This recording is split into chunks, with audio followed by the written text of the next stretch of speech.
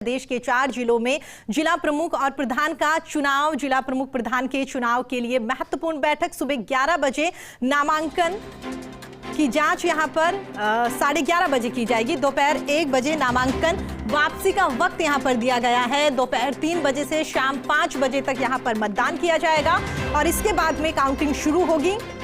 परिणाम भी आज ही निकलकर सामने आएंगे। उप प्रमुख और उप प्रधान का चुनाव 24 दिसंबर को होगा। तो आपको बता दें, प्रदेश के 4 जिलों में जिला प्रमुख और प्रधान का चुनाव आज होगा। उसको लेकर कह सकते हैं कि लगातार चुनाव के लिए एक महत्वपूर्ण बैठक का भी यहां पर आयोजन किया जाएगा। सुबह 11 बजे नामांकन यहां पर भरे जाएंगे। जो परिणाम निकलकर सामने आएंगे उसके बाद में 11:30 बजे तक का वक्त यहां पर दिया जाएगा कि नामांकन जो है उनमें तमाम जो जानकारियां यहां पर प्रत्याशियों की ओर से दी गई है वो कितनी सही है। साथ ही दोपहर 1 बजे के बाद में नामांकन वापसी, यानी कि जब 11:30 बजे यहां पर चर्चा की जाएगी, 11 बजे सुबह नामांकन यहां पर प्रत्याशियों की ओर से दाखिल किए जाएंगे, तो उन्हें 1 बजे तक का वक्त यहां पर दिया जाएगा कि अगर किसी प्रत्याशी का मन यहां पर बदलता है और वो अपना नामांकन फिलहाल इस लिस्ट से वापस लेना चाहता है तो 1 बजे तक का वक्त यहां पर दिया गया है। 1 बजे तक प्रत्याशी अपना नाम वापस ले सकता है। इसके बाद में दोपहर 3 बजे से शाम को 5 बजे तक मतदान होगा और उसके बाद में काउंटिंग शुरू होगी। चलिए आगे बढ़ते हैं। आपको बता दें, इसी खबर पर हमारे साथ बातचीत करने के लिए करौली से हमारे सहयोगी मनोज हमारे साथ जुड़ गए हैं। मनोज, क्या कुछ तस्वीरें निकलकर सामने आ रही है फिलहाल, क्या कुछ हलचल वहां पर?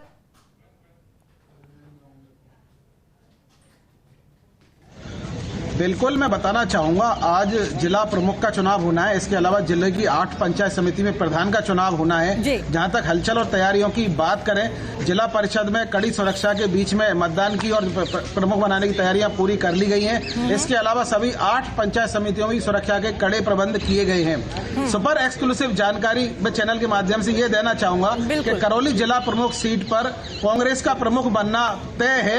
यह पहले भी खबर प्रसारित की थी और आज फर्स्ट इंडिया की खबर पर मोहर लगेगी कि कांग्रेस का प्रमुख बनना तय हो गया है। भाजपा के पास में कोई उम्मीदवार नहीं है। इसके अलावा जिले की जितनी भी पंचायत समिति है उनमें भी कांग्रेस का परचम फहराएगा।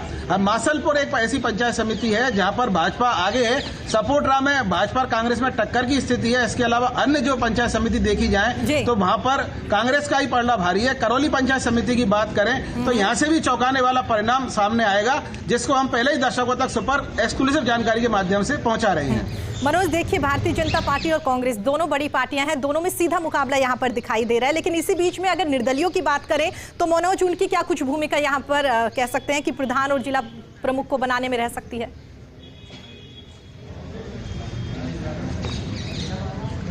जी बिल्कुल, मैं बताना चाहूंगा, श्री महावीर जी एक ऐसी पंचायत समिति है जहां निर्दलीय भारी संख्या में जीत के आए हैं। इसके अलावा हिंडौन में, करौली में भी निर्दलीय जीत कर आए हैं। तो निर्दलियों की जो भूमिका है वो प्रमुख रहेगी निश्चित रूप से प्रधान बनाने में, लेकिन पलड़ा जो है वो कांग्रेस का ही भारी रहेगा। बिल्कुल मनोज, आपने कहा कि कांग्रेस का पलड़ा यहां पर भारी रहेगा और उसकी एक वजह ये भी मान सकते हैं कि भारतीय जनता पार्टी के पास यहां पर कैंडिडेट जो है वो नहीं है। तो ये एक बड़ी वजह मान सकते हैं कि सही मुकाबला या सही टक्कर यहां पर नहीं दी गई, जिसकी वजह से कांग्रेस यहां पर जीत हासिल करती हुई दिखाई देगी।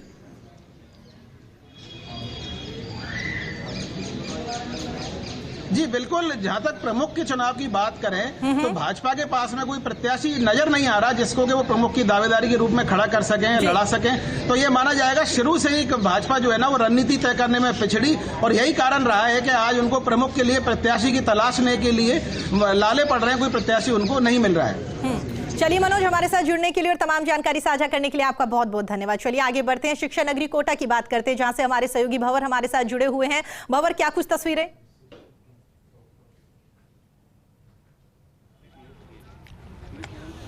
देखिए, तैयारियां मुकम्मल हो चुकी है। जिला परिषद कोटा में नामांकन का जो दौर है वो इस वक्त शुरू हो चुका है, लेकिन अभी तक कोई भी कैंडिडेट यहां पर नॉमिनेशन करने के लिए आया नहीं है। समीकरण बताऊं उससे पहले तस्वीर आपको दिखाने की कोशिश करूं।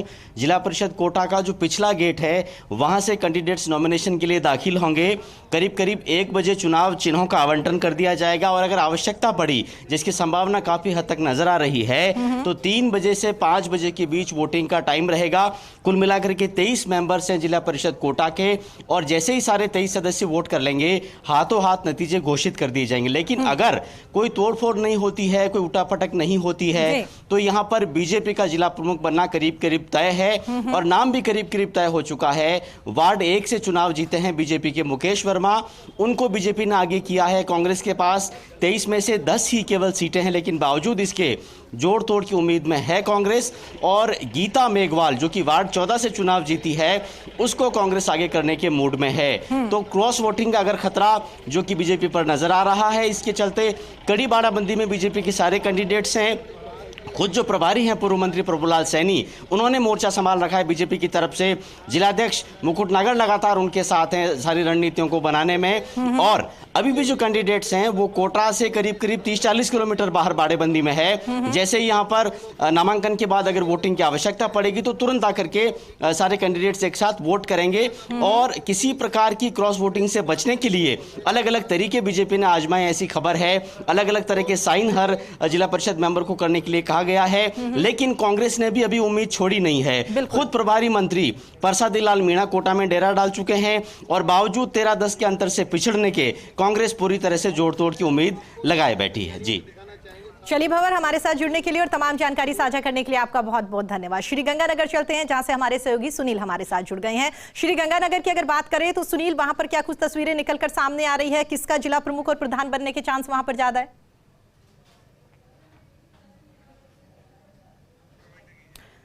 दोबारा सुनील से बात करने की कोशिश करेंगे। तो आपको बता दें, जिस तरीके से अभी कोटा से भंवर हमारे साथ जुड़े हुए थे, जयपुर से जियाउद्दीन हमारे साथ जुड़े हुए थे, हर किसी ने बताया कि वाकई क्या कुछ यहाँ पर सरगर्मियां जो है वो यहाँ पर बढ़ती हुई दिखाई दे रही है। उसी को लेकर उन्होंने कहा कि वाकई ही प्रदेश के 4 जिलों में जिला प्रमुख और प्रधान का चुनाव जो है उसको लेकर लगातार सरगर्मियां काफी बढ़ रही है।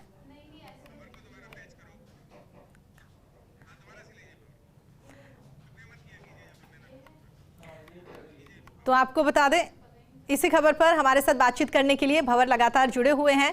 भंवर, जो तस्वीरें यहां पर निकलकर सामने आ रही है, कह सकते हैं कि वाकई बहुत सारी जगह ऐसे हैं जहां पर सही कैंडिडेट नहीं यहां पर मिला, जिसकी वजह से कह सकते हैं कि कांग्रेस या भारतीय जनता पार्टी का जिला प्रमुख या प्रधान बनता हुआ दिखाई दे रहा है। आप जहां पर मौजूद है वहां पर क्या कुछ राजनीतिक समीकरण?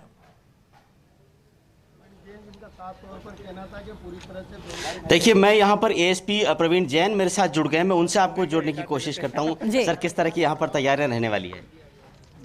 पुलिस की दृष्टि से जिला परिषद कार्यालय और पंचायत समिति लाडपुरा पर पर्याप्त मात्रा में जाब्ता तैनात किया गया है। साथ में आमजन को परेशानी नहीं हो, इसलिए पूर्व में ही सूचना दे दी गई है कि दोनों कार्यालयों के सामने से ट्रैफिक डाइवर्ट रहेगा और छोटे रूट से ट्रैफिक डाइवर्ट किया गया है, जिससे कि परेशानी उनको भी नहीं हो। और यह दोनों स्थल पे पर्याप्त मात्रा में जाब्ता नियोजित करके पूर्णतः सुरक्षा चाक चौबंद की गई है और मतदान शांतिपूर्वक संपन्न हो, इसकी पूरी व्यवस्था की गई। जैसे 3 बजे से वोटिंग का टाइम दिया गया, अगर आवश्यकता पड़ती है तो उसके बाद क्या रहने वाला है? क्या जुलूस वगैरह निकालने की परमिशन होगी कैंडिडेट्स को? नहीं, चूँकि इसमें निर्वाचन आयोग के निर्देश हैं कि किसी प्रकार के जुलूस की अनुमति नहीं है और शांतिपूर्वक ये सारी व्यवस्था की जाएगी। इसमें जो संबंधित प्रत्याशीगण हैं उनको भी इस संबंध में जिला निर्वाचन अधिकारी द्वारा अवगत करा दिया गया है। तो देखिए, पूरा जो सुरक्षा घेरा है उसमें इस पूरे जिला प्रमुख परिसर को लिया जा चुका है और किसी भी प्रकार का जुलूस निकालने की इजाजत निर्वाचनों के परिणामों की घोषणा होने के बाद भी कैंडिडेट्स को नहीं होगी। लेकिन देखिए, कोटा में मोटे तौर पर जिला परिषद के अलावा अगर मैं बात करूं तो आज 5 पंचायत समितियों में भी प्रधानों के चुनाव होने हैं और उसमें भी कहीं कहीं बीजेपी भारी पड़ती नजर आ रही है। सांगोद में कुल 19 सीटें हैं, लेकिन 13 बीजेपी के पास है। वहां से जयवीर सिंह अमृत कुआं जो कि बीजेपी के जिलाध्यक्ष रह चुके हैं, उनका नॉमिनेशन हुआ है, तो जयवीर सिंह जी का वहां से जिलाध्यक्ष, वहां से प्रधान बनना करीब करीब तय है। इसी तरह से सुल्तानपुर की बात करें तो और सुल्तानपुर और इटावा, ये 2 ऐसी पंचायत समितियां हैं जहां नजदीकी अंतर बीजेपी कांग्रेस में है, लेकिन कांग्रेस को जो सबसे बड़ी उम्मीद है वो उम्मीद है उनको इटावा से। इटावा में कुल मिलाकर